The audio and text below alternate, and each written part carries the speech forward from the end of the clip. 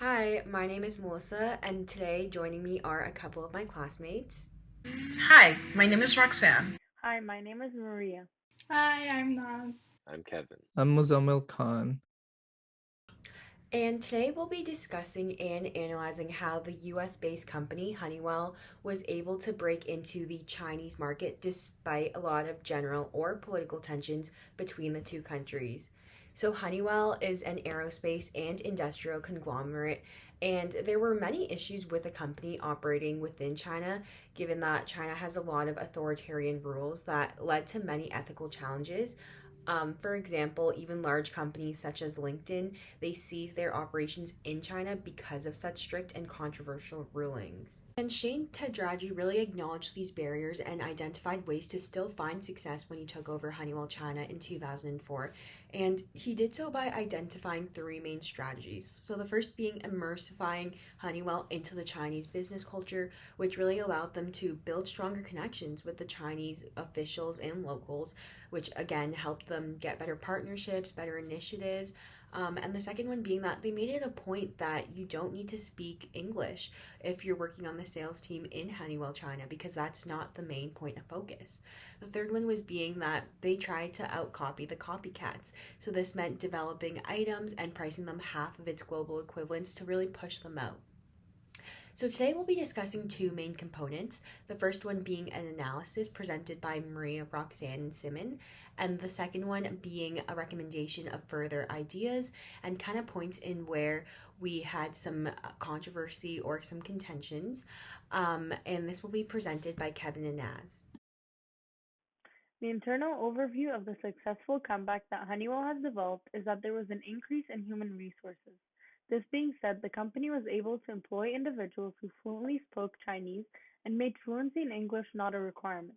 This helped the company as the people hired had better industrial knowledge, which is more significant than having English proficiency, making the employees more qualified for the company in China. Another internal aspect that led to success was the corporate image after Sean Tedrity took over Honeywell China in 2004. He was determined to change the corporate's image through his ability to strategically immerse the company itself in Chinese business and culture in order to grow Honeywell China's revenue alongside China's economy. In addition, it was exceptionally important for the company to build relationships with local officials, which the company was able to accomplish through their willingness to take risks, such as helping Hawaii, who is now facing U.S. sanctions, helping Wahoo during the COVID-19 pandemic, and supporting initiatives within China, allowing them to get lucrative contracts and support from these companies. Externally, the success of Honeywell in China or any venture is dependent on their insight into the market and their competition. Any market is different, but the Chinese market is particularly different from the American one. And Honeywell has done really well by navigating around the very prevalent intellectual property issue in China.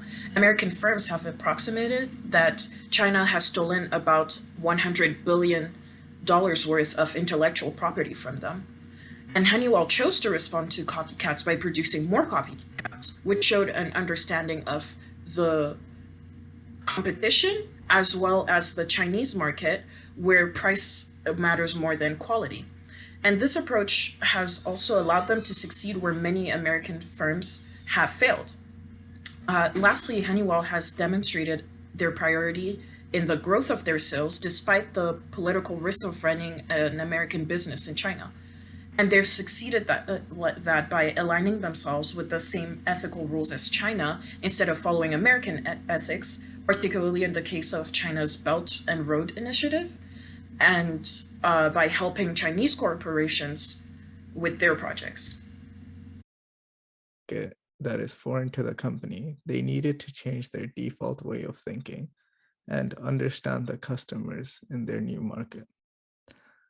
With their new approach to thinking, they also exercised other types of creativity, such as relationship creativity and organizational creativity. They did this by building new relationships in the foreign market, collaborating, creating new partnerships by helping each other win, and also breaking down traditional organizational structures and rules which don't apply to the new market.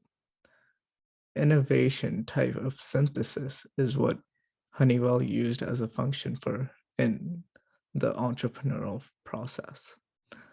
As they were already successful in the West, they took existing concepts, which they did well, and added new factors, which were dependent on the new market, into new formulations. Development of recommendations. Our group has identified three main problems that Honeywell encountered. Before our group could come up with our recommendations, we had to debate whether it was right or not for Honeywell to have partnerships in China that would be considered controversial in the US. We came to the conclusion that it was fair for Honeywell to have partnerships in China, as most large-scale corporations operate in both the US and China.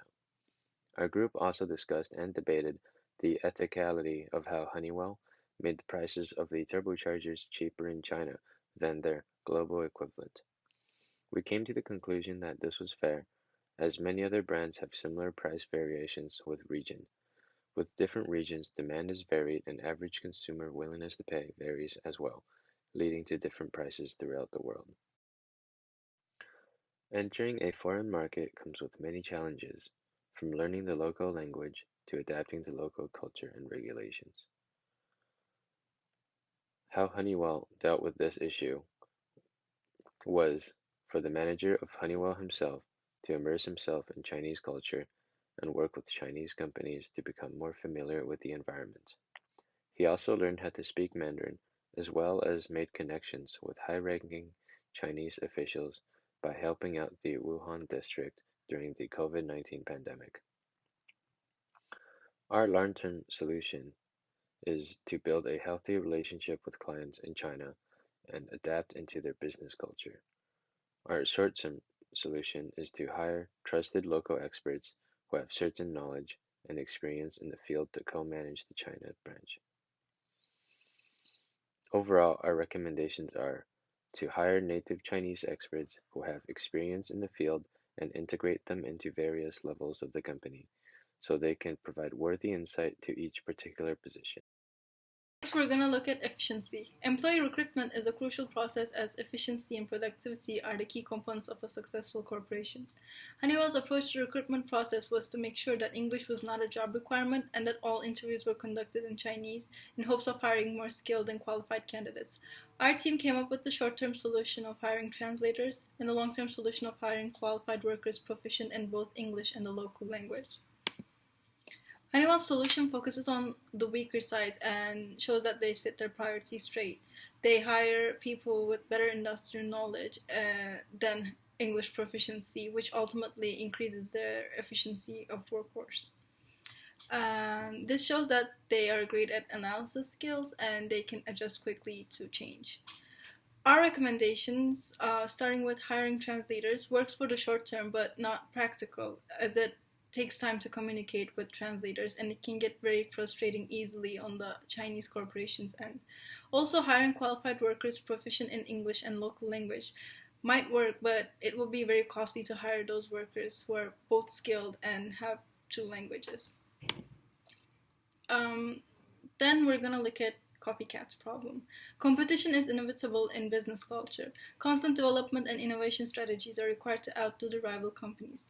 Honeywell's approach to a lot of brands copying their products was to copy the copycats instead of resorting to legal action. Their team, for example, developed a no-frills version of its turbocharger and made it roughly half of its price of its global equivalent. And our team came up with an alternative short-term solution of giving discounts for short periods of time and the long-term solution of adding new features to the same product and releasing them in like short-term periods of time. And so Honeywell's solution avoids legal process, which is smart because it is costly and it takes up a lot of time. And it shows that it's a practical solution since it's a new product for a competitive price and the revenue still goes to Honeywell. Half price is still better than no price. And this solution makes it hard for imitators to get business. And it shows that they're detecting problems and they solve their problems with innovative strategies. For our recommendations, discounts for short periods would work, and that would still clients from imitators, but it will bring in less revenue. And the long-term solution of products releasing products with new features periodically um, gives the revenue in full, and it encourages innovation in technology, and it also helps the to conserve the authenticity and to stay on top of the imitators, which we think is the best option. Now, thank you so much for listening and watching our presentation. We hope that you enjoyed it.